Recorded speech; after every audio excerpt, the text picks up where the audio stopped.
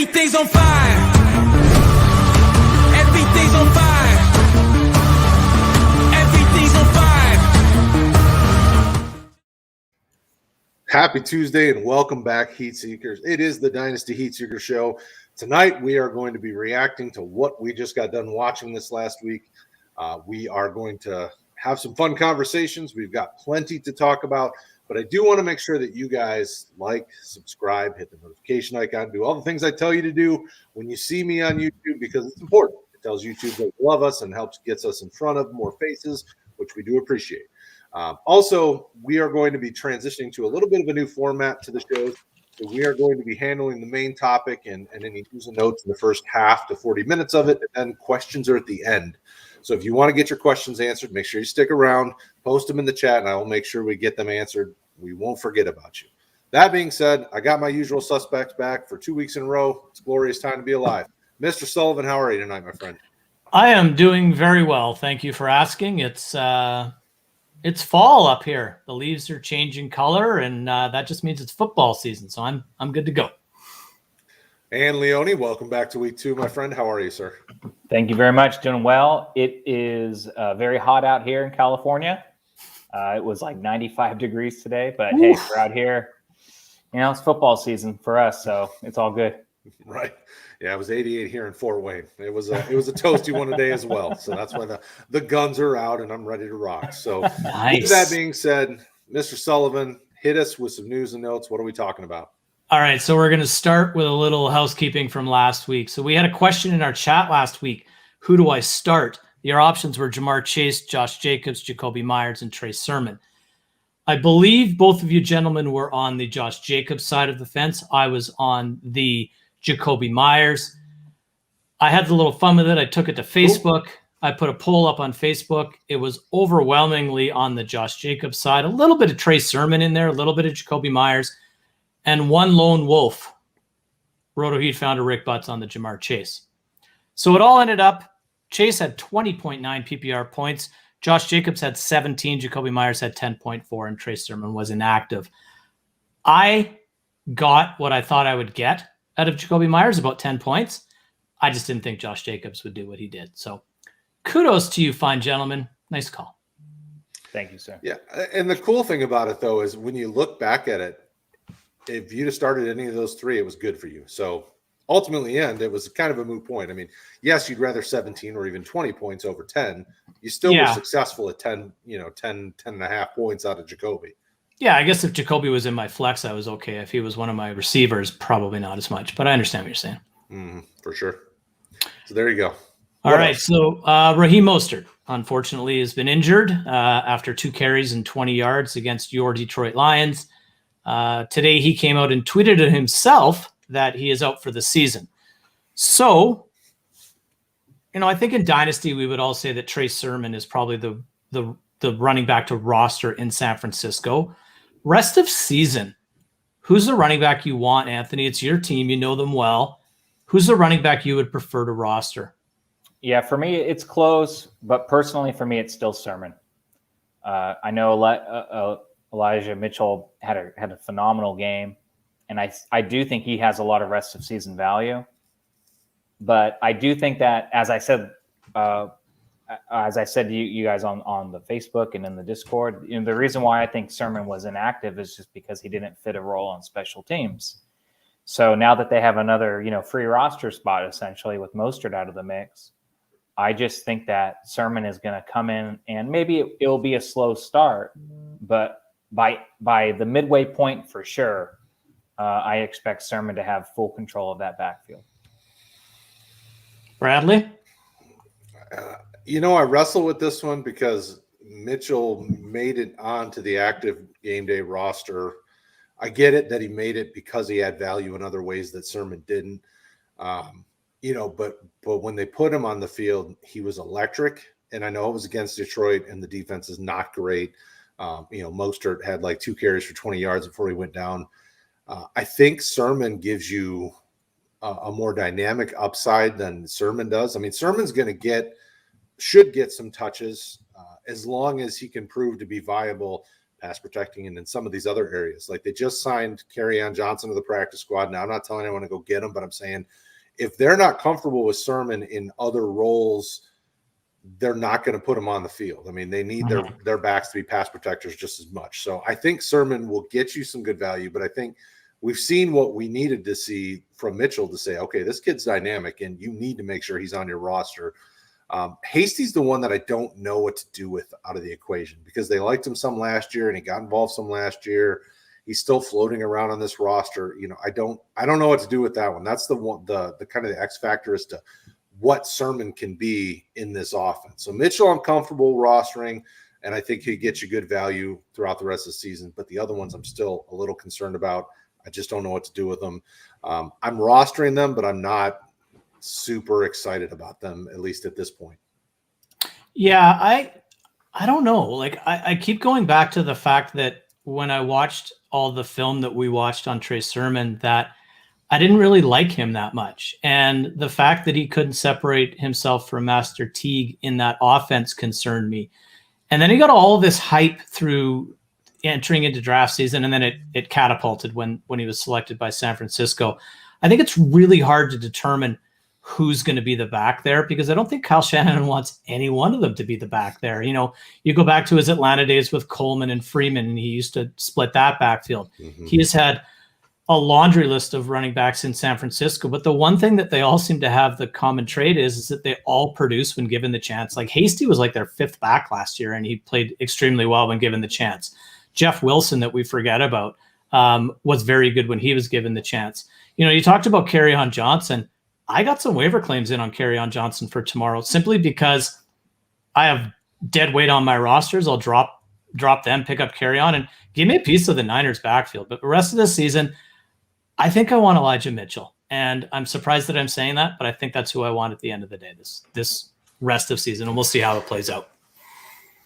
Any final thoughts, Leone, on it now that you've heard our comments? No, I mean, I think they're all valid. I mean, I'm putting in waiver claims for Elijah Mitchell too, even on a roster where I have Trey Sermon, because you don't really know what's going to happen at the end of the day. But I mean, I'm not going to blow my fab budget. I know that's kind of a popular question.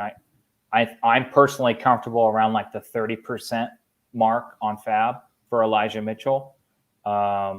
You know, in most dynasty leagues, he's not available, obviously, but yeah, I think if any of them are available, put a claim in on them. Yeah, I would bid more in a dynasty league. I would probably bid almost everything in a dynasty league just because you never get guys like this on the waiver wire. Knowing what my waiver wires look like, if Mitchell's on my waiver wire, I'm dropping all my fab on him for sure. I agree. Cool. Sticking at the running back position, Ronald Jones finished week 1 with 4 carries for 14 yards, and he lost a fumble. So he finished with negative 0.6 PPR fantasy points. He was a running back 99 in week 1. And Bruce Arians today came out and said, Rojo's my starting running back week 2 versus Atlanta. If you have Ronald Jones on your dynasty team, what are you doing with him, Brad? I would have been trying to trade him like I had been. I probably still am if anybody, you know, the Fournette owner wants to lock up the backfield. It's so hard to trust Rojo because he'll give you weeks where he gets you a double-digit, you know, fantasy production, and then he gives you this, you know, which week 1 he ruined people. For me, I don't want a piece of him if I have him anywhere. I'm still trying to move him if it's even physically possible. I'm definitely not starting him. You know, if you have Leonard Fournette and you need a starting running back, I'm okay with him because we know that even when he does screw up, Arians trusts him. I mean, look he caused an interception and still was the lead back on that roster. So Fournette, I feel okay about. I don't feel great about it, but I feel okay about it. Yeah. What about you, Leone?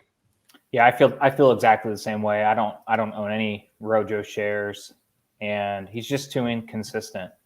You know, he's one of those kind of like best ball players where, if you have him, cool, but otherwise he's not someone you can really confidently start week in and week out anyway. And then ultimately when you do have to start him, it's probably going to be one of these weeks like we just witnessed. So I don't know if you agree with us, Sully. I do. I think if I had Ronald Jones on my roster, and I don't believe I have him on any of them, I'm just going to put him away on my bench and leave him there and hope that Tampa lets him go at some point. he's not the most dynamic runner. He doesn't have the greatest vision, but I think he's just destroyed and shattered in that offense. Like he runs like he's afraid to do anything wrong because he knows he's going to be stapled to the bench if he does. He needs a fresh start. He needs to go somewhere else. And I think he could be a viable fantasy asset somewhere outside of Bruce Arians' system, but you're not getting anything for him. So just put him away like, I don't know, an old hat or something, and just maybe come back to him in the spring. Last one for you guys. We're entering week 2 with the following teams either in first place or tied for first place: the Raiders, the Bengals, the Texans, the Eagles, the Lions, and the Vikings.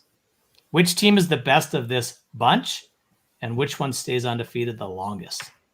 Anthony. Yeah, for me, it's the Raiders. I think, we all watched that game Monday night against a really, really good Ravens team, and they showed some fight in them. They basically won the game twice, So, yeah, I mean, for me, I think easily the best team of those listed is the Raiders. Brad? That's a good one. It's between Raiders and Bengals in my mind, because I think they both have fairly winnable week 2 matchups. I'll probably lean Raiders as well, but off the top of my head, I can't remember the schedule. So hold on one second. Let me pull it up. Pittsburgh. They're in Pittsburgh. Oh, no, I'm not picking them. Bengals are in Chicago. Pittsburgh's not that good, Brad. Come on. Vikings go to Arizona. What did Pittsburgh just do to Buffalo? I mean, Pittsburgh and Buffalo played a really good game. Yeah. And Buffalo is better than the Raiders, right? Vikings go to Arizona. Detroit gets Green Bay on Monday night. Oh, Detroit's going to win it. Done. The Eagles have the Niners, and the Texans. Who are they going to lose? They all have tough matchups. Cleveland. Yeah, there's really no. I think I'm going to lean the Bengals out of these teams because I don't think the Raiders have an easy contest against Pittsburgh, and I think Bengals matchups a little more juicy where they could. I don't know. I hate all these matchups. I'm going Bengals because I like that offense better than I like the Raiders offense, and I think if it comes down to a shootout, I think the Bengals could produce a better point output, but. That's a tough one. Raiders did great against Baltimore. I didn't see that coming. Watching that last night, I wanted this to be my question so bad. And I was cheering so much for the Raiders because I wanted to have this weird collection of undefeated teams. I think the answer is none of them are good. And they all lose this week coming up. But I can say this with the most confident, utmost certainty. Arizona is going to blow the living doors off of the Minnesota Vikings this week. Oh, Arizona's beautiful. Don't even watch that. And I will say, and maybe we talk about this in the body of our show, but is Baltimore really that good? I don't know. Well, they've been decimated, right? When you're starting your fourth string running back. I mean, and their secondary was beat up, and they lost an offensive lineman, and it just kept going. So, but yeah, I'd hate to be a Ravens fan right now. I mean, it might be better than being a Lions fan, but no, because we have hope. Look at what they just did to your 49ers. You guys are up like 28 points, and we came back to lose by 6. That was the craziest game because there was like just before the 2-minute warning. It was still a blowout. We put in the backups. All the backups were playing. Come on, guys. Nah. I don't know. That Debo catch late in the game didn't look like a backup receiver playing. Well, no, we had to bring him back in because you guys kicked down our second stringers. I'm not, the one thing I will say is that Detroit at least tried hard. That's the important thing. I needed to see these guys fight, and they did. Yeah, and that's an extension of your head coach, in my opinion. He's nuts. Like, he's nut bar 6, but he's getting the most out of them. And that, I'll say the thing out of the same for the Raiders. Like, I don't think the Raiders are really good, but man, they play hard. And holy crap, was Max Crosby a beast last night? Like, that was super fun to watch for a guy who knows nothing about defense. Yeah, it was a bit of an ugly matchup up until halftime. And then once halftime ended, things started to move a little bit more. I mean, They just seemed – both offenses were just clunky and seemed to be struggling. And, if this team has to rely on Lamar passing all year, I don't know that they have a good shot because that's a tough one. I mean, I was watching them throw balls behind receivers at receivers' feet. I mean, it was really just kind of a strange matchup. But like I said in one of our Discord chats earlier, Week 1 was just a crap show. I'm going to give most teams a mulligan that we think were better than they performed. Teams like Arizona, though, I'm really excited to see week 2, week 3, week 4, because that defense looked really good. That offense looked amazing. Like, I'm like, okay, all right, I see you. So with that being said, I think that's go for it. Transition in, man. I'm done my little stuff thing. You've done your spiel. All right, so pay the bills. Tonight I want to talk about, we wanted to talk about kind of the reactions to week 1. Now, obviously, you just heard me getting excited about Arizona, but I want to break it down to more of a granular level. So, Mr. Leone, was there a player that you're more concerned about or that concerns you that you need to keep an eye on moving forward? Is there somebody that just didn't perform that you were thinking should have, and somebody that's concerning to you? Well, the most concerning player that I have rostered across the board would have to be Saquon Barkley. I wasn't expecting a big game, but I also wasn't expecting 10 carries for 26 yards and only a 1 catch. I think he only played like less than 30 snaps. I mean, and yeah, we get it. He's hurt. He's going to come on later. You throw in everything else. I mean, this team is not good. Daniel Jones couldn't do anything. And it's not like the Broncos. I mean, the Broncos are a good defense, but they're not like an elite level defense. And it looked like, they were playing against like the Steelers. I mean, it looked like they were just suffocating the whole offense. And so for me, it's Barkley. He's still limited. He won't even say, that he's full speed at this point. He's not. You can't confidently start him this week. It's a short week. There's no way you could start him. And especially against Washington. Yeah, and they have another tough matchup next week. And you're not going to. And even if you can't play him in week 3 because he's obviously not going to look good this week. So you can't confidently start him next week. Then he has another bad matchup week 4. It's like you can't really confidently start him potentially until week 5. But even if he does get healthy, I just don't think the offense is going to be good enough for him really to produce. So I think if you paid a late first, second round pick in redraft leagues, you're just not going to get return on that investment. And in dynasty leagues, man, it's just another year off that running back clock, another year off that clock, man. And so for me, that was my biggest takeaway. Sully, what about you? Who are you most concerned with? I want to talk about Saquon just for a minute. Okay, go ahead. He got hurt last year, right? Early on in the season in week 2. In week 1, he played the Steelers. And I just wrote about this today. In his last 2 full games, he's had 25 carries for 31 yards, and he's had 6 receptions for 60 yards. He's averaged 4.65 PPR points a game in his last 2 complete starts. So if I have Saquon Barkley on my roster and I'm playing Washington this week, I am absolutely 100% starting Saquon Barkley. And in week 3, I'm absolutely 100% starting Saquon Barkley again, because that's why he's on my team. I get it. He's coming back from injury. What did he play? Like 48% of the snaps. 48% of the snaps. He had 13 touches. He'll ramp up. He'll be fine. And don't forget that he had Eli Manning and a horrible offensive line back when he was the best running back in football as well. I get it. He's coming back from a knee injury. But you don't put Saquon Barkley on your fantasy roster to put him on your bench, because you know what's going to happen. He's going to have a 32-point PPR game, and you're going to be kicking yourself. So I understand the concern. I feel it, but 1,000%, like in permanent ink, he's in my starting lineup every week. Well, this brings back to the conversation. You don't sit your studs. That topic that we've talked about off and on throughout the years on this show, and all of our shows is. When you have a stud on your team, you don't sit them. I know it's tough because sometimes that stud ruins you, and you have weeks where he doesn't return any value, but you didn't spend the investment to sit the player. So you have to. So that's the conversation that we're having here is, when do you sit your stud? Well, if your team is super deep and you can spare sitting Saquon, sure.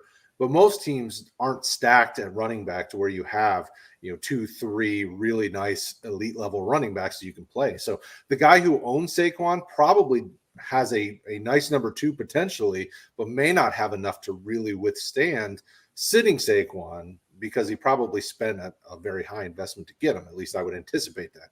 If you have the depth, I would be okay sitting him against a Washington defense that destroys the running game. But that's going to be hard to do. Any league that I had Saquon, I have a nice RB2. And then after that, it's dart throws, young guys that maybe haven't quite developed yet. That's where you're hitting the waiver wire, hoping you can get some nice depth that maybe you can play. I mean, that's a really tough one. So I don't hate the sitting him against Washington, but I can't imagine many teams that can afford to sit him because they probably don't have much else to throw in there that would, if Saquon pops off and he gets 100% of the snaps or even close and does well, then you're in trouble because you sat, potentially 10 to 20 points. I get it. I guess my point is, and I got a little passionate there, is I'd rather get 6 points out of Saquon than 6 points out of the guy that I put in instead. Okay, how about this though? Who would you rather start? Damien Harris versus the Jets, or Saquon Barkley Thursday night versus Washington? I'll probably rank Saquon higher. Yes, yeah, because I think that Damien Harris is about to pay for that game-causing fumble in week 1. So I think there's a little bit of reduced workload for Harris as well. And I get why you would go Harris. I totally do. But I haven't done my rankings yet, other than my top 12s, but I will most likely have Barkley ranked higher. Safe to say Ramondre Stevenson's going to take over that backfield now because Harris no, I don't think Harris made Belichick mad. No, I don't think so, but I think J.J. Taylor gets in there and gets some touches. James White had a very respectable game in week 1. He's the veteran. You can rely on him. He's not going to lose the football. I think that Harris is going to have an okay game, but he won't have a great game. That's just my take.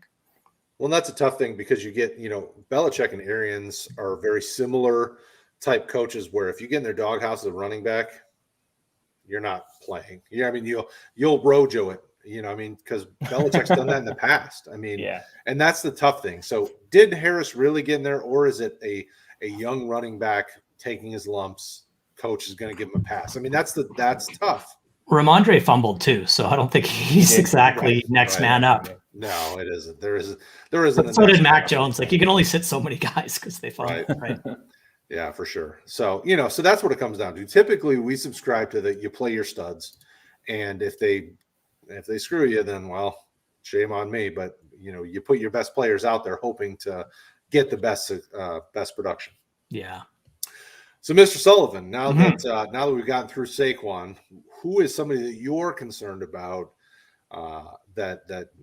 concerned about moving forward and somebody that concerns you in week 1? To me, it's Lamar Jackson. I just thought he looked uncomfortable in that game last night. He had some nice throws. He had a really nice cross the field throw to Hollywood Brown. He had a nice throw to Sammy Watkins. But other than that, he looked just uncomfortable. Like he didn't look comfortable when he went to take off and run. And I think it's a bit of a byproduct of what's going on in Baltimore. They've lost their 3 top running backs. They're on their undrafted free agent 4-string running back and a whole bunch of like aging veteran cast off guys signed to the roster. They lost an offensive lineman last night, but he just doesn't look like Lil Lamar from a couple of years ago.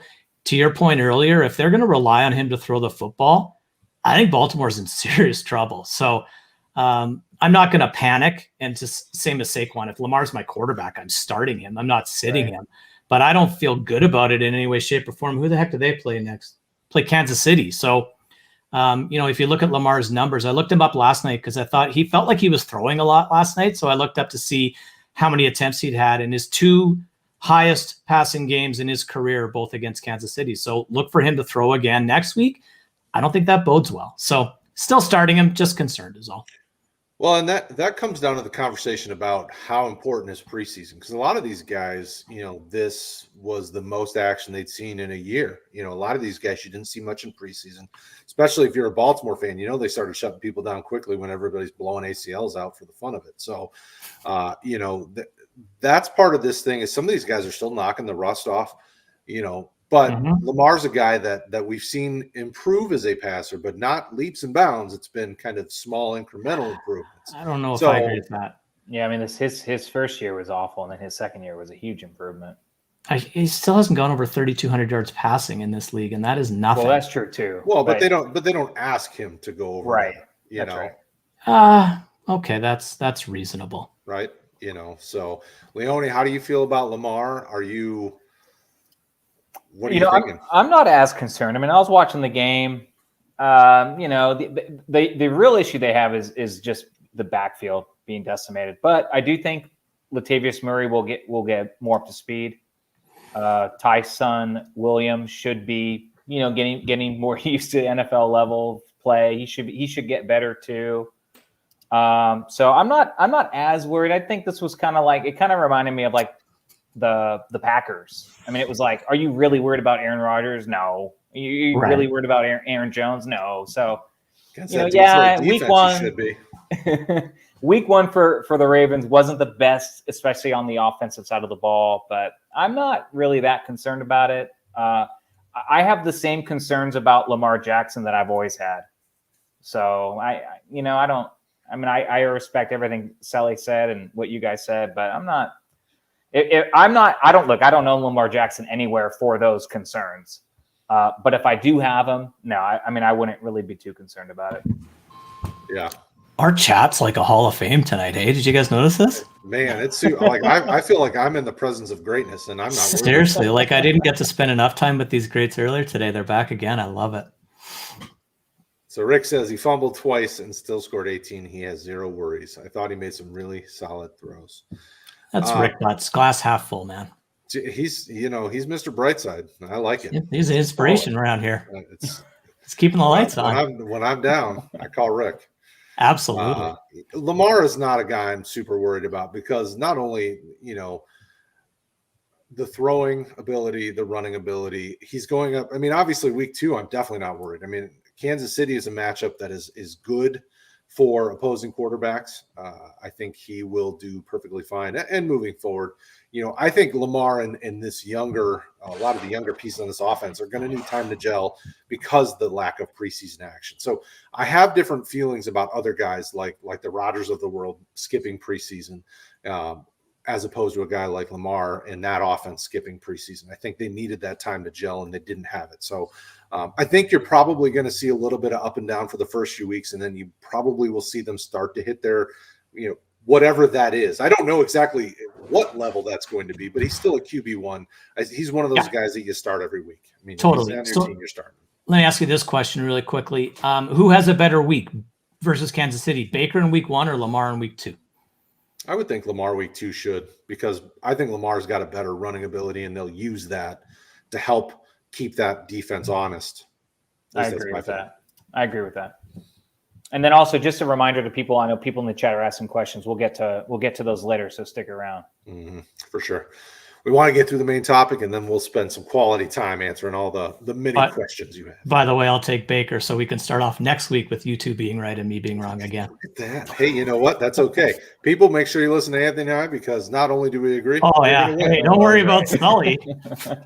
He can keep his 2 cents to himself. All right. It's a solo podcast. All right. So for me, and as we were thinking about this, because we have a show sheet and we have these questions on here, I've been thinking about it all day. I have a few different ones. I think the biggest one was the Julio Jones. A lot of teams still had Julio as probably a wide receiver 2, wide receiver 1, but man, this offense, I mean, I know Arizona's juggernaut of a defense stymied them the entire game, but man, they made Tennessee look very, very average, and Julio really didn't produce all that well. I'm saying concerned, keeping an eye on, but if he's on your roster still, you're probably having to start him because he's one of your top 2 receivers, most likely. So that's the situation I'm running into, is like, man, what do you do with Julio? Because is this offense seen better days? Like, all of a sudden, are we concerned with this offense, or is it just, like I just mentioned with Lamar, no preseason together, new offense, new receiver in the offense? Is it going to take time? I just don't know how I feel, and I'm a little concerned. Yeah. Go ahead, Anthony. I'm still. I have a team with Julio last week, and I lost. Too. I lost by 7 points. Julio is the reason why I lost. Julio? Well, come on. He's the main. He was my lowest scorer on my team. My kicker did better than him. Ooh. And this is one of those leagues where I was shouting to, where like, hey, if you still have a kicker, you can't get him out of your league. So anyway, Julio is no longer going to be starting next week for me. I have Hopkins, McLaurin, and I'm going to start, I think, Debo Samuel. So I'm going to basically start Debo Samuel over him now, whereas before I wouldn't. So that's kind of the change. But I mean, I'm not electric. I mean, you have to consider Debo. Yeah, but I have Robert Woods on that team who didn't have a good game. I would pick Robert Woods over him too. I still trust Julio long term, but I do share a little concern just because of his age. I mean, he's 32. He's not getting any younger, so it's kind of like, is this guy going to die on my fantasy team? Like, I think he is. Like, he has so much upside, but it's so hard to move him. So I hate players dying on your roster like that, but so dark. I have Julio I'm in a league with Sully. I got Julio. I'm in a couple other leagues with Julio. It's like, man, what am I going to do with this guy? But so it's an Anthony problem, not a Julio problem. Yeah, that's what I'm hearing. It's more of a me problem. But so I am a little concerned. I think that's a good call. I don't know, Sully, if you disagree. Maybe you want him in that league we're in. We maybe do like a little trade on the stream right now. I might, but my team's really good in that league, so I'm not sure he starts for me. I'm concerned about the whole Tennessee offense, to be completely honest. But the guy I'd be the most concerned about on that offense is the guy that I've been telling everybody to be concerned about all offseeson, and that's Derrick Henry. Mm-hmm. So, we watched Derrick Henry have 3 cracks at it from the 1 and not get in the end zone. When's the last time you saw that? Julio is definitely an aging veteran, right? He's a future Hall of Fame talent. I'm not sure what to make of him. I think there's a lot to the fact that Ryan Tannehill missed a significant portion of the preseason on the COVID list. And, before Stephon Diggs and DeAndre Hopkins changed teams last year, we were always talking about, be cautious with wide receivers that change teams. And I think that's what's happening here. You have a new offensive coordinator. Your tight ends coach is now your offense coordinator. I think there's a lot of moving pieces. What is his name? The right or left tackle, Luan, was absolutely horrific in that game. Mm-hmm. To the fact that he actually tweeted it out and pinned on his Twitter account how bad he was and then he needs to get better. So there's a lot of bad things that happened there. And I didn't think Arizona's defense was as good as it is. Maybe it is. Like Brad and I talked about it Sunday night. Isaiah Simmons started stepping up. JJ Watt perhaps is a huge addition that I didn't think he was. And who's a gentleman with 5 sacks? Like that's Chandler Jones. Jones looked like a man amongst boys. So am I concerned about Julio? Yeah, I am.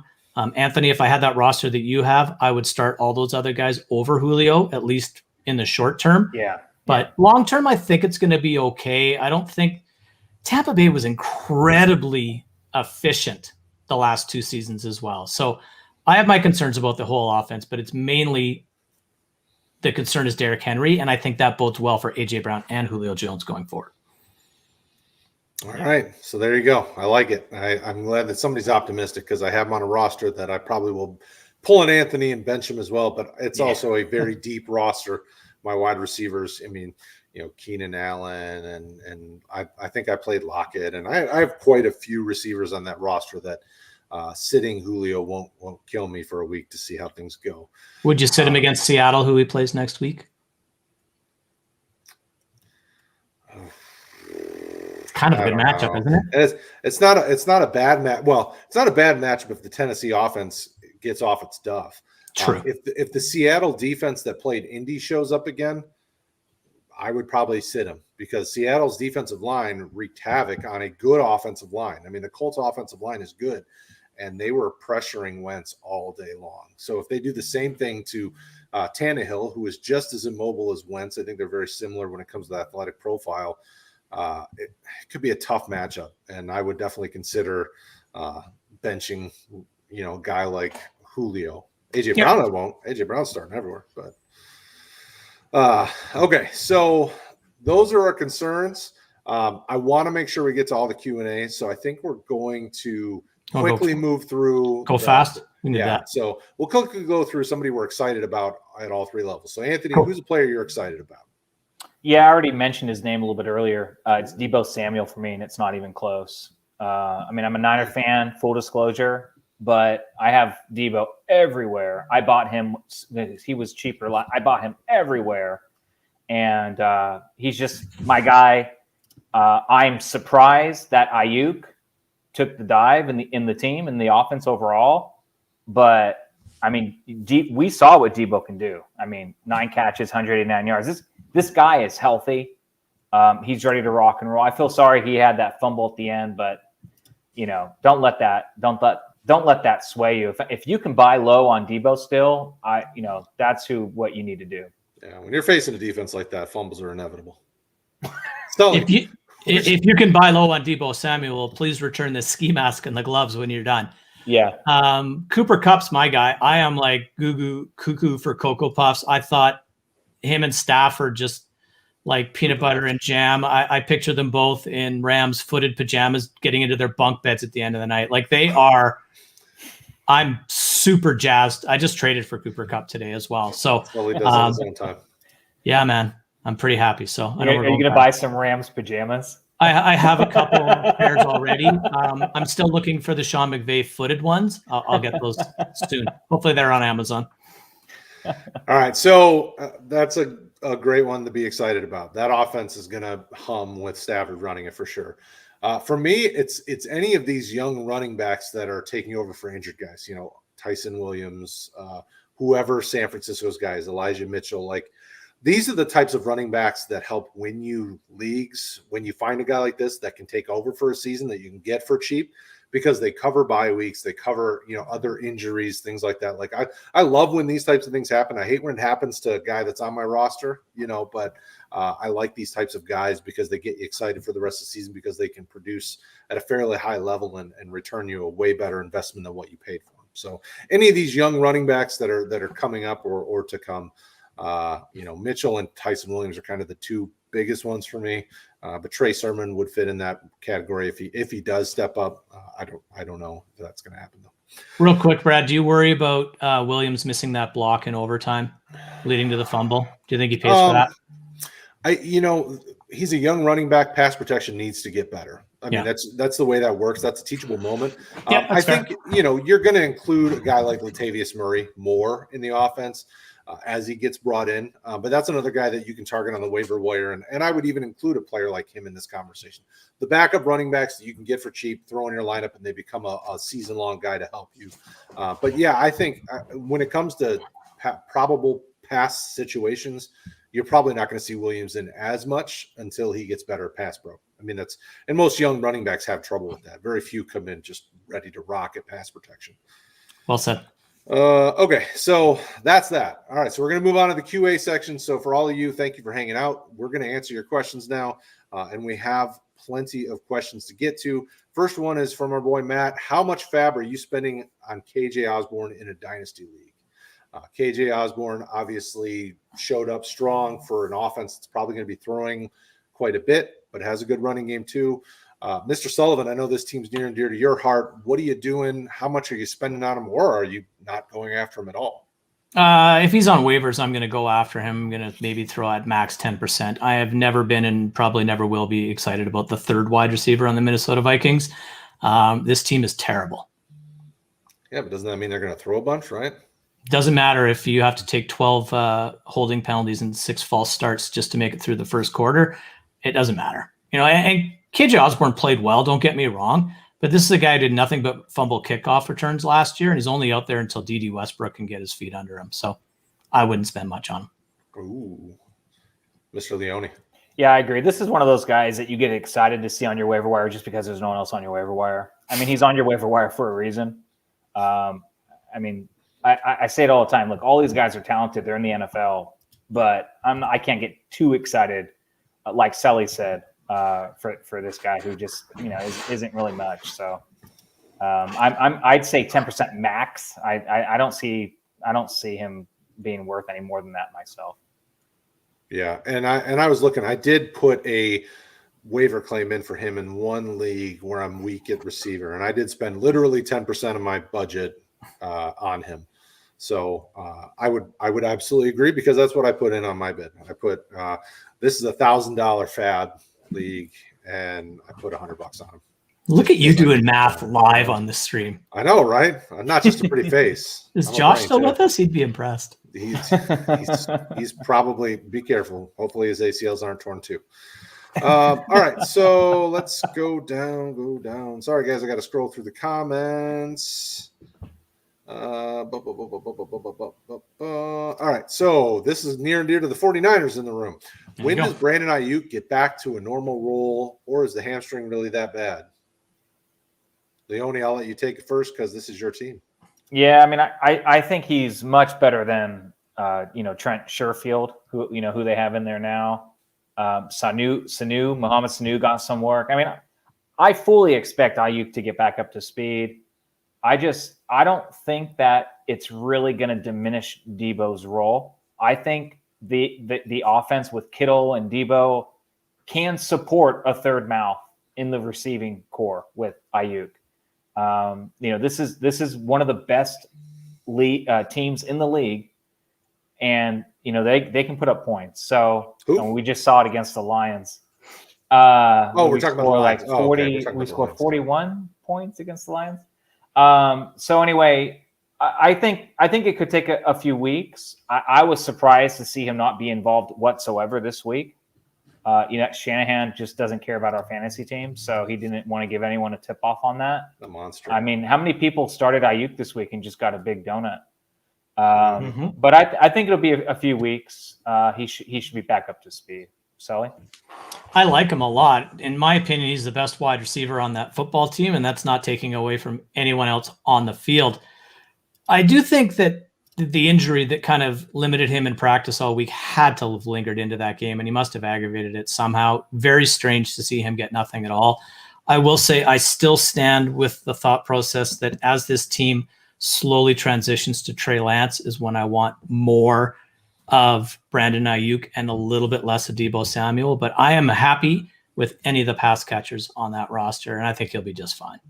Agreed. Yeah, when it comes to back to a normal role, my guess is they either ease him back in, and you probably don't see a full snap share from him until week 3 or 4, unless the injury is not really a big deal. Then maybe they get him back and he's doing 60 to 75% of the snaps this week. I would not hedge my bet on that. I would probably lean week 3, week 4 before you see him really take a full workload. That's just me though. I didn't watch a ton of that game because it was the Lions were playing.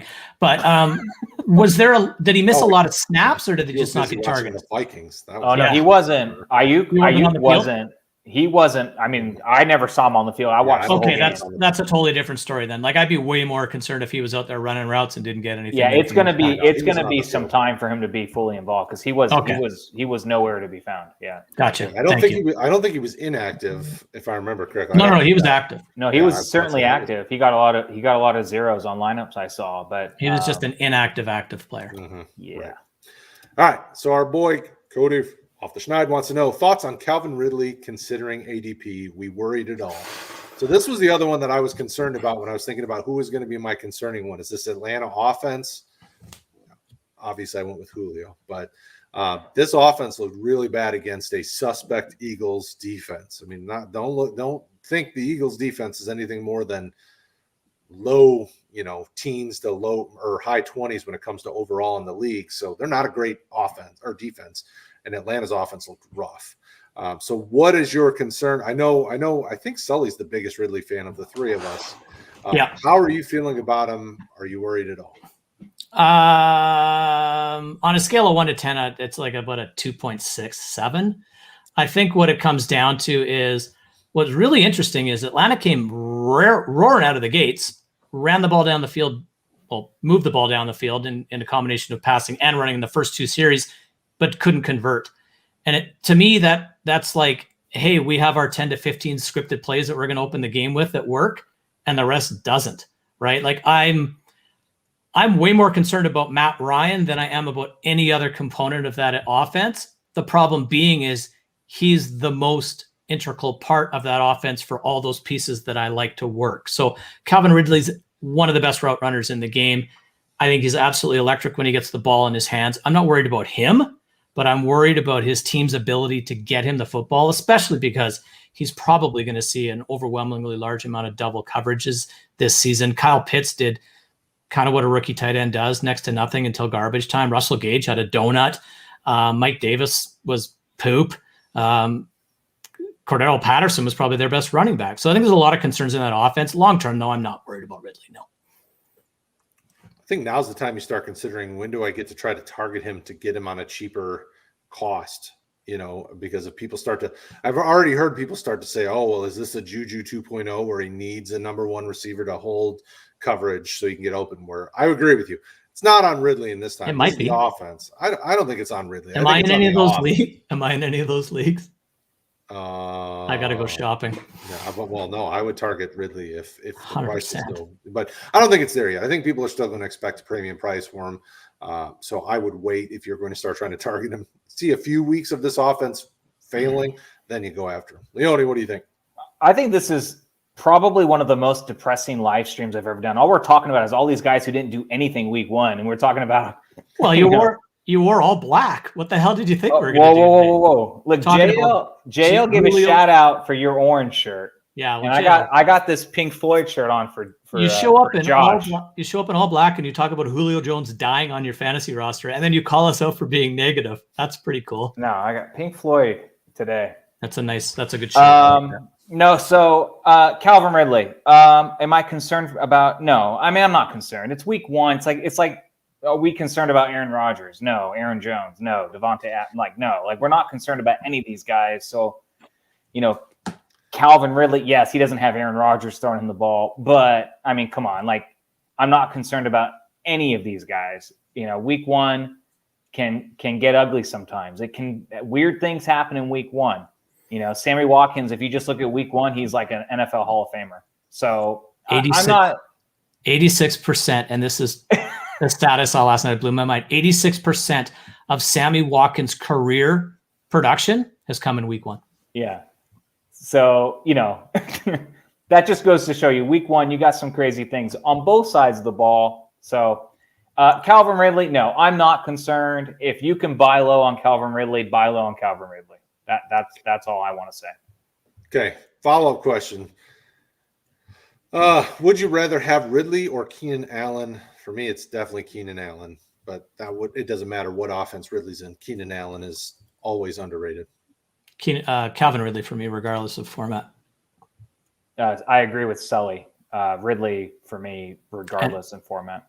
And I love Keenan Allen. But although I will say, if it is a standard league, it's easily Ridley, not even close. PPR, it's still Ridley, but it would be a little bit closer. Yeah, on the moon, it's Ridley. Pluto. It's tough. It's tough. It's hard having 1,000+ yard receivers that you're consistently knowing 1,000-yard receivers. Whatever. You guys can underrate Keenan Allen like the rest of the world does. Keenan Allen. All right. So next question. Rock wants to know: trade Corey Davis for Devonta Smith. That's a tough one. Yeah. I think I want Devonta Smith just because of the youth and the potential upside. But man, I love Corey Davis though. So that's a really hard one. I'm just going to make the assumption that this is the dynasty question, and then it's a slam dunk. And even in redraft, redraft's tough. But I think redraft, I'm probably leaning Corey Davis just because I know that the quarterback loves to target him. I'm much higher on Jalen Hurts than most, but yeah, redraft, I think I go Corey Davis as well, Brad. Yeah, I'm guessing it's a redraft question because in a dynasty, it's a slam dunk. Smith. Agree. In redraft, I would still lean Devonta Smith. But it is a lot closer. I just have more faith in that offense, and I just think he's gonna just get better as the season goes on.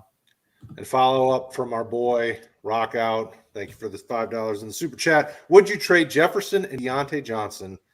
And I would get Hill, and my remaining wide receivers would be AB, Corey Davis, Callaway, Terrace Marshall Jr., and Judy being on IR. So would you trade Justin Jefferson and Deontay Johnson for Tyreek Hill? That is a super tough question because I love Justin Jefferson. Yes, I would. I mean, you're trading two good receivers for an elite receiver. Yeah, but Jefferson it could be just as elite. I mean, Deontay Johnson is really good as well. Look at his depth. Get to Tyreek Hill level of value. I mean, look at what Tyreek Hill just does for the fun of it. Where I mean, he's just moonwalking backwards into the end zone because he's just that electric. So who do you want? Look at the depth, though. Look at his team. Okay, the thing about so build the roster out. So who are you starting? You're starting Jefferson, Deontay Johnson, and who? AB. Okay. And then you trade those two, and then now you're starting Tyreek with AB and who? Yeah, Corey Davis, or that's it. I mean, that's it. Like, what are you going to do during bye weeks? He doesn't have anyone else. And if he gets another injury, he just lost Juju if he gets another injury. We don't have to go 15-0, right? It's what we have at the end of the day. So, but seriously, though, if you started Hill, AB, and Corey Davis versus Jefferson, Deontay, and AB, don't you think you're going to get a heck of a lot more points on average with the Hill side of that scenario? I mean, Hill could beat all three of them by himself on any given week. He could, and JJ will have big blow up weeks. He will, exactly. Absolutely. But he's going to regress. I've been saying that all summer. He's not going to have 1,400 yards and do what he did last year. That's not the way the Vikings are constructed.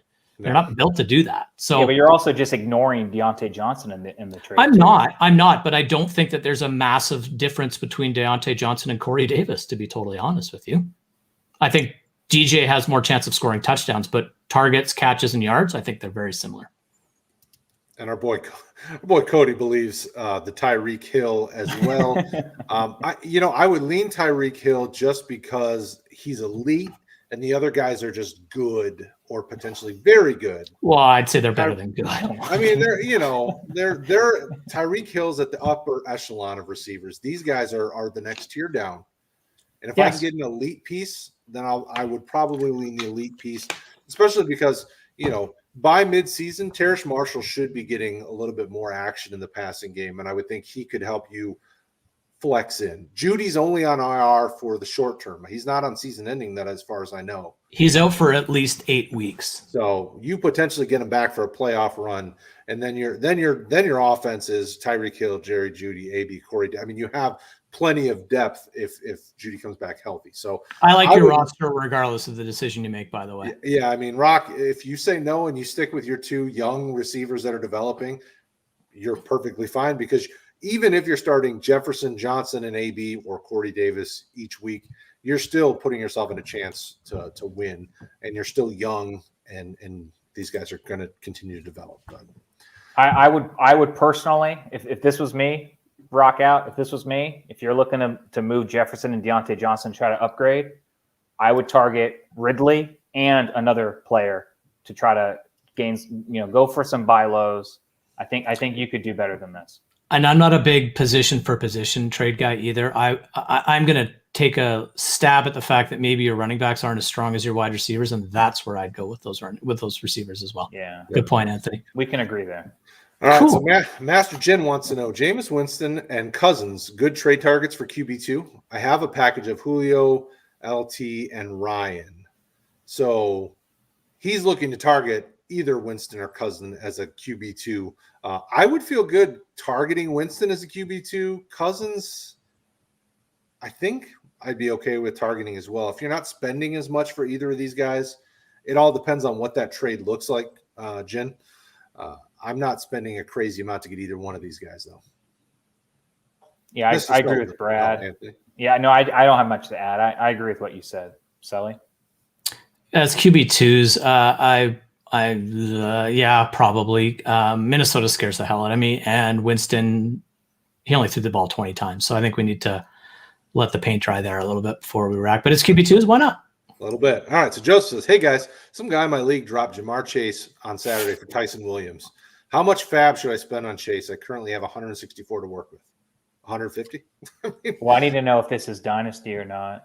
I'm don't guessing care. It's probably a redraft, but either way, I think Jamar is a great target, and I probably would spend at least 50% of my budget.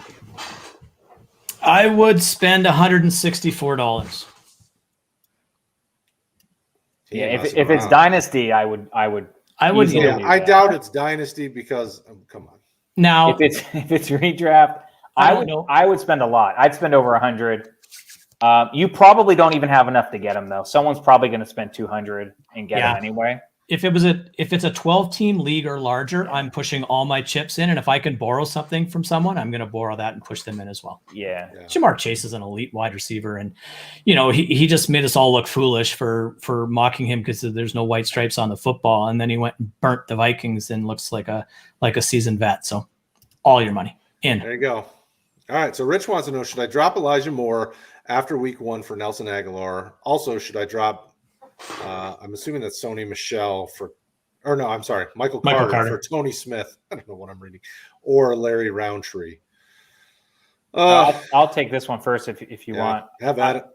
I wouldn't draft Elijah Moore or Michael Carter if I would consider dropping them after having them not do anything week 1 when I didn't expect them to do week 1 anyway. Like, why draft him if you're not going to give him a little bit longer leash here? So personally, I would not be dropping either Elijah Moore or Michael Carter. I have Elijah Moore and Carter on several rosters. I'm holding them. And he's actually talking about Tony Jones, so the Saints running back, or Larry Roundtree. Sorry. Yeah. Oh, okay. Yeah. Either way, I mean, it's not those aren't those. If you draft Michael Carter, Elijah Moore, then you need to draft them. Like, if you would consider dropping them, then make a note for next year. Hey, don't draft a guy that I would consider dropping after not doing anything week 1 if they're a rookie. Like, just don't draft them. So for me, no, it's an easy hold for me. It's a format related question for me, right? Like, so in a dynasty league, I'm not dropping any one of these guys. No. Redraft wise though, Elijah Moore and Michael Carter are around 12, 13 picks. So it's really not a big deal if you're dropping these guys. That said, I'm not dropping them for Nelson Aguilar. Tony Jones, however, on the other hand, there's a great video you can watch on Roto Heat's YouTube channel about him. Go get him if you haven't already. I would absolutely drop Michael Carter to get him in a redraft scenario. Larry Roundtree, I don't think has as much value in any format for me yet. But would you be starting Tony Jones next week, backing up Kamara? No, but probably not. How about if it's an 18-team guillotine league we're in, and you don't really have another flex option?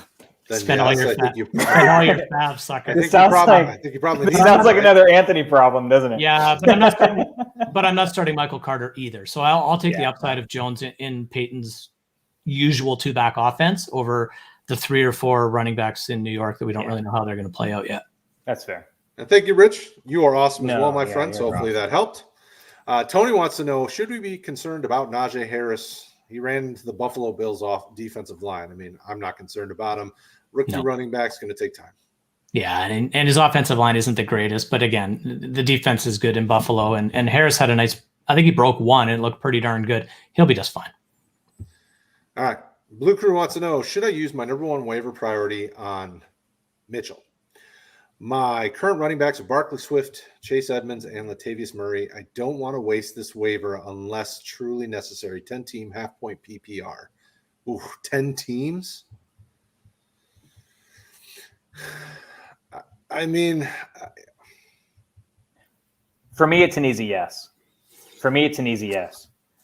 Last year in one of my leagues, I had the number 1 waiver priority. I didn't want to use it, and then I ended up losing in the playoffs. It's like, why did I keep this stupid thing the whole year? You can probably trade Elijah Mitchell. Like, if you, let's say, you're not sure you really need him, blah, blah, blah, blah, blah. I'm sure if you got him, you could trade him for something you could use. I'm positive. And for that reason alone, I would do it. I'm really concerned we're overvaluing Elijah Mitchell after what we saw against the 32nd run defense in fantasy last year. Yeah, well, that was last year.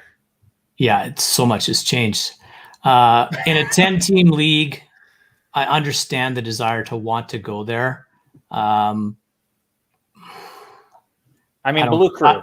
Can I ask Blue Crew, like, who's your tight end? I mean, I'm positive. Guys, listen. If you pick up Elijah Mitchell, you can trade him for basically any tight end on anyone's team, like Logan Thomas. So if someone needs a running back and they got Logan Thomas and Gesicki or someone who's kind of viable, you could just flip Elijah Mitchell overnight from a free waiver wire pickup. I mean, come on. For me, it's an easy yes. Here's the thing, though, is like it does look like a pretty simple yes, but something's happening this week, and there's going to be another guy on the top of the waiver wire this time. Brad and I are going to be talking about this guy that everybody's hot and heavy for on Sunday night again. So he's still a running back in a shared backfield with an uneasy future. So I understand why you would, but I'm really apprehensive there. Yeah, with it being week 1, I don't know that I would jump all over that. I would probably. I mean, the tough thing is your running backs aren't strong, so he's got Barkley coming back from injury. Swift is fine. And then after that, not guys that I'm super in love with starting at least this week. So Right. if you're concerned and you need somebody that you're able to play, sure. I wouldn't though. I would start Barkley, start Swift, and then just keep moving along and see what happens. But unfortunately, those waiver priorities get wasted. I would love to see how often they get wasted because, the first few weeks of the season is when you really do need to use that thing because that's when some of the bigger name guys that find a way to make a name for themselves throughout the season get picked up, week 1, 2, 3, 4, somewhere in there. So I would not be in a hurry to spend it now, but I certainly wouldn't be holding it all season either. I think it's a great question. I really do think it's a good question. You don't really see a lot of fantasy content on this question, and a lot of people face this question every week. Absolutely. I would do this though. Yeah. And the real answer is ask your commissioner to switch to a fab system next season. Yeah. Because it's way too hard to do that. Bingo. Waivers. All right. So Master Jin asked another question. He wants to know, so this is kind of a follow-up to his first question. Can I get a good QB2 like a cousin for Matt Ryan, Logan Thomas, and Julio? So he's packaging these 3 pieces to go get a QB2. I don't know. I mean, unless your roster is insanely deep, I would just sit on Ryan being your QB2, unless this is super flex, because you're not starting your QB2 but 1 week anyway, right? So why are you spending, a startable tight end 1 and a guy that should bounce back in Julio to go upgrade a guy that you may not be playing very often? And Ryan, I mean, I don't think we should be writing off Matt Ryan this early either. So, I mean, I agree with you, Brad. This isn't a move I would probably do. If I can get Kirk Cousins and trade away Matt Ryan, I will do it. I'm not going to trade away those other pieces. Right. We'll get Tyler Heineke off waivers and start him instead. All right. Our boy Jaws, welcome. Had Fitz and Mostert go down. Drafted Sermon in the first. And I'm guessing Heineke or Mitchell. Jimmy G steering this tanking ship. IR already too full. So Heineke or Mitchell is the question. So he had 2 guys go down. Should he go after the quarterback or should he go after the running back? I would go after the quarterback because now at this point you're probably with only 1 quarterback and you were starting Fitz. So I don't even know what your QB2 looks like. I would go after Heineke because he gives you some rushing upside and he's the starting quarterback. Mitchell, we need to see more than just 1 great week. Yeah, for me, it's easily Heineke, assuming this is a super flex. For sure Heineke's going to be the starting quarterback. And if Fitz comes back sooner than we think, well, you already have Fitz on your roster anyway. With Mitchell, we don't know for sure he's going to be the lead back moving forward. And to make things even more complicated, Jeff Wilson should be back. I mean, I would go with the more sure thing with the starting Washington quarterback. Yeah, so this is non-super flex, and he was and he started him. So I would definitely go Heineke. Even in a 1 QB league in this scenario, I probably will because I'm afraid Ryan Fitzpatrick's done for the year. Yep. Yeah, I don't know what other quarterbacks would be available. Maybe you could try to trade for one. I don't know how many teams are in the league, but QB's real deep. But still, I think. Yeah. Mm-hmm. I don't know. All right, so Whale Kibble, love that name. That's fun. Is Darrell Henderson a sell high? I'm assuming this is a dynasty question specifically. If you can get a good return on him, but if your team's competing and you're ready to win, Darrell Henderson should be playable for you. So, it really depends on your roster makeup and what your team looks like in my mind. If you're getting a great return, then sure, but don't just sell just because you can sell. Sell if it makes sense. He's a sell. I struggle with these questions. I don't see anybody really blowing your doors off to acquire him, so I don't think he's a sell high. If you can afford to move forward without him on your roster and you can capitalize on what was a decent game in week 1, I would. But based on how Sony Michel was used and probably will be for the next few weeks, I'd probably want to keep Henderson on my roster. Anthony? I agree with everything you guys said. There we go.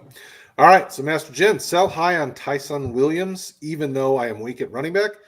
Try and target some other running backs. I have Cook and Melvin as his others. So what should we do with Mr. Williams on this roster when I have Dalvin Cook and Melvin Gordon as my two running backs? I would keep him unless you can get a more sure thing. Because remember, this is RB4 on a roster. He's not going to be their RB1 next year when these other guys come back healthy. He may have a role for himself, but it's not like he's a for sure guarantee.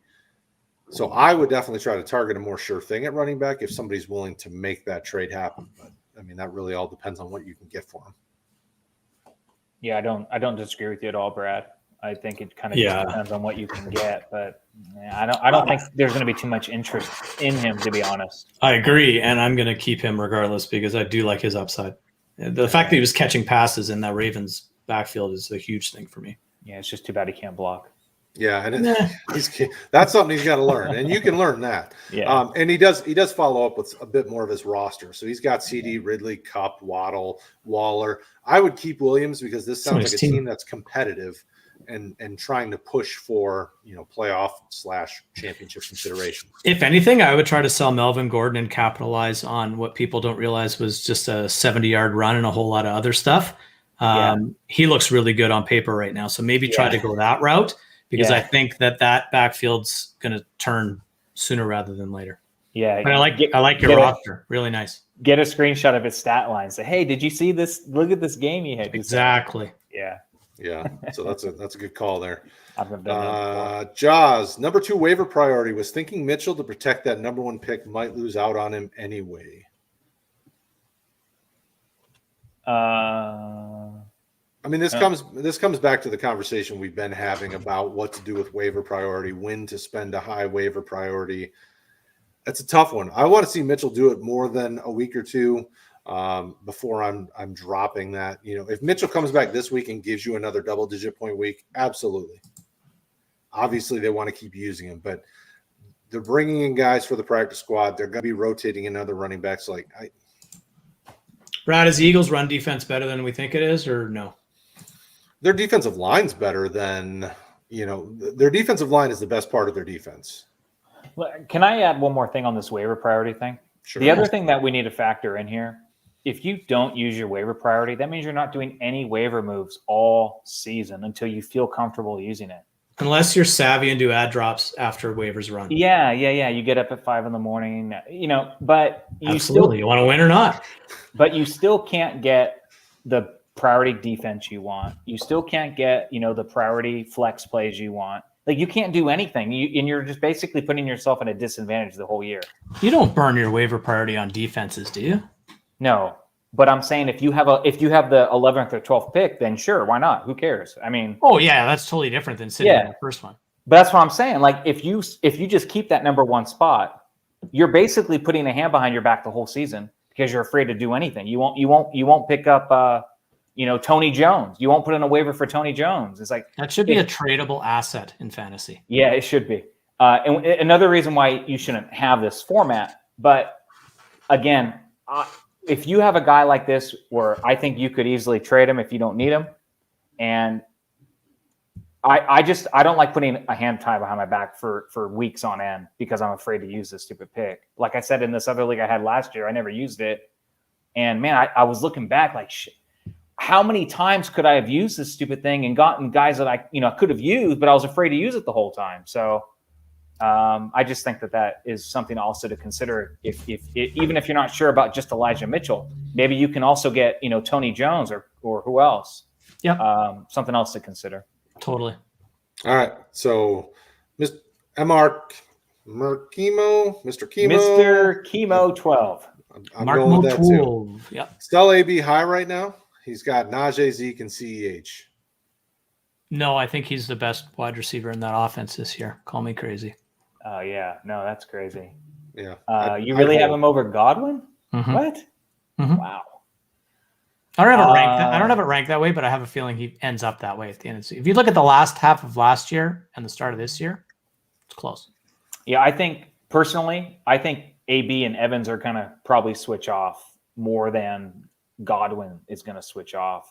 So I think Godwin's going to be the more consistent wide receiver in that offense. But with that said, I'm very content with having AB on my rosters. He's going to just kill whatever you paid for him.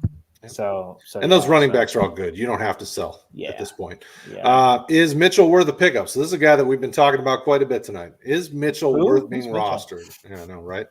Yes. I think he's worth being rostered, but I definitely wouldn't go over the moon to get him because we need to see what this offense really looks like.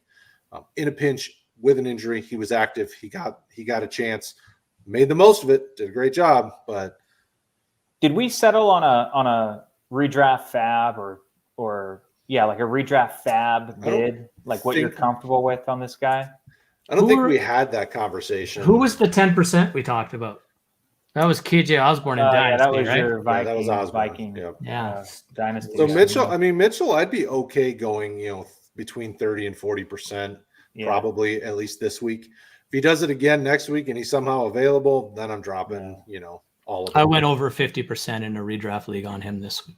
So there you go. Yeah. And it's interesting to consider the fab and then the number one waiver priority. Like, how do you weigh it out? It's a really interesting question. A lot of it depends on your team makeup. And I think that's one of the reasons why you don't really see like that question ever get answered, is just because there's so many different variables involved. But that's a great way to look at it. So if you asked sitting there with a number one waiver priority, and I know that you're looking at the clock, Brett, I'm sorry. I would say I'm looking at the chat actually. Cool. I would say if you're in a free agent acquisition budget league and you're willing to spend up for him, then you should absolutely be willing to blow your waiver priority. It's not worth, you wouldn't trade it for $100 fab, for instance. So I think that's a really, really, Anthony, that's a solid way of looking at it. Yeah, I know Matthew Berry today, tweeted, use all your fab. And I'm like, man, I just can't agree with that. Matthew Berry. Oh, he was in the Avengers movie. You might have seen him in that. He writes sitcoms, right? Smells like rich mahogany, and he probably has leather-bound books. All right, so Boss Nass says, do I trade Diggs and Carson for Barkley and Mixon in a half-point PPR? My other receivers are Ridley, Keenan, Ayuk, and Robbie Anderson.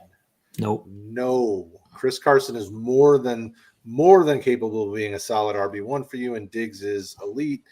You just put your best options out there, which, are Diggs, Keenan, and Ridley, with Carson and whoever your other running back is. I wouldn't do that trade. I'm super comfortable with Saquon Barkley and higher than most, but I need more certainty if I am trading Diggs and Carson.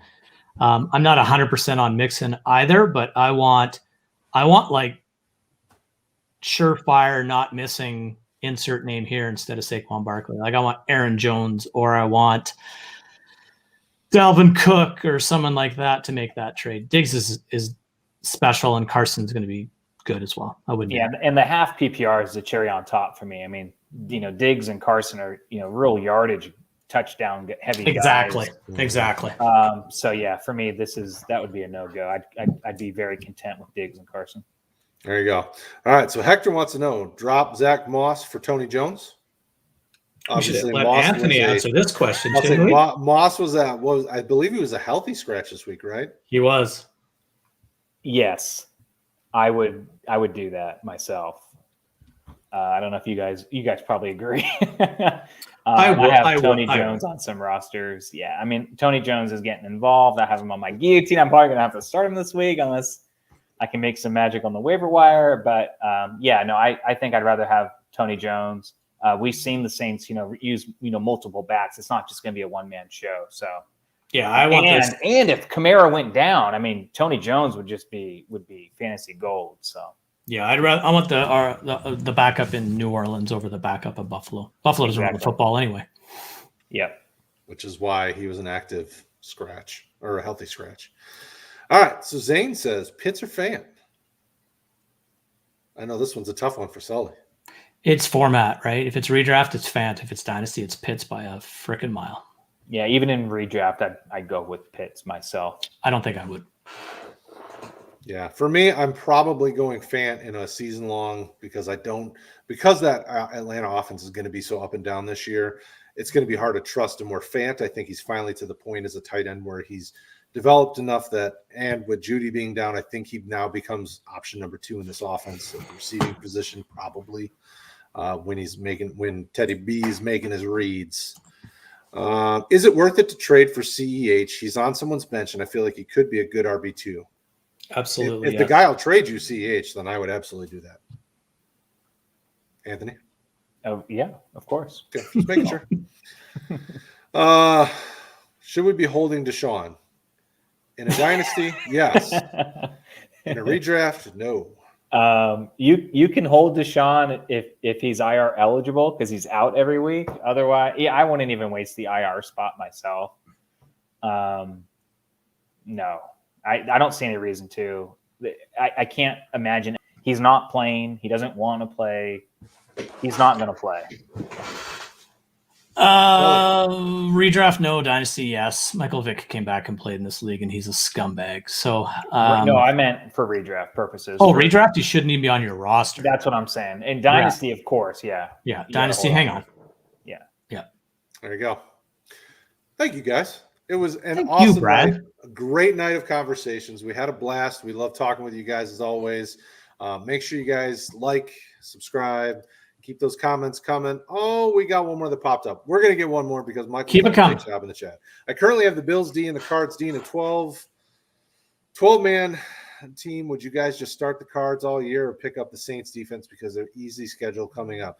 I would absolutely be fine with those two defenses. The Cardinals defense looks like it could be the real deal, and the Bills defense we know is the real deal, so I would not be chasing the Saints defense. I would keep rolling with best matchup between the Cards and the Bills, at least for me personally. Yeah, is this redraft? I mean, I'm not rostering two defenses ever. Agree.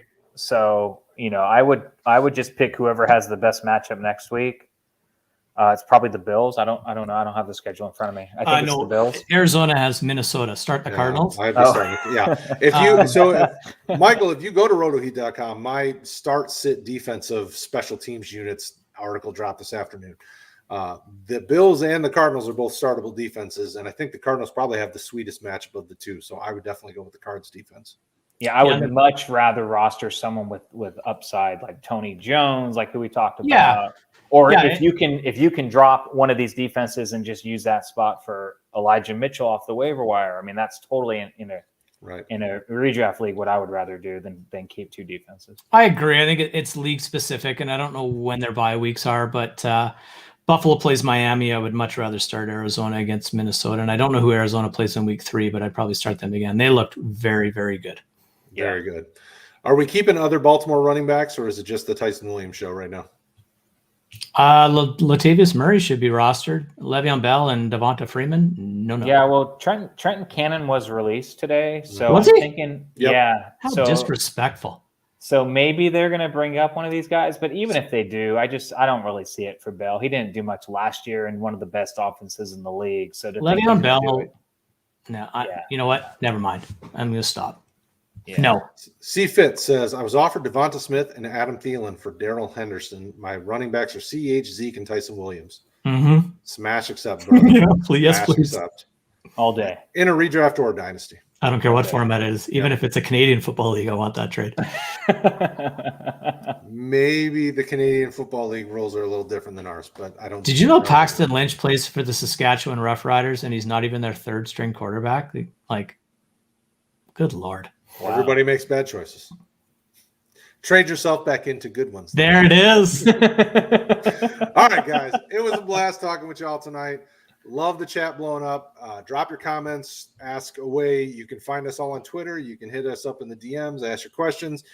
Don't forget to check back in later this week because Rick will be doing the DFS live stream Sunday morning. He does a stream as well. And then we're back next Tuesday. I think real quick, Brad, if you're in our Discord channel, Rick is on there right now helping doing DFS lineup optimization. So if you're a member of our Discord channel and you play DFS, say goodbye to us and go say hi to Rick. Absolutely. Thank you guys always for hanging out with us. Take care of yourselves. We love y'all. See you later. Peace. Have a great night. See ya.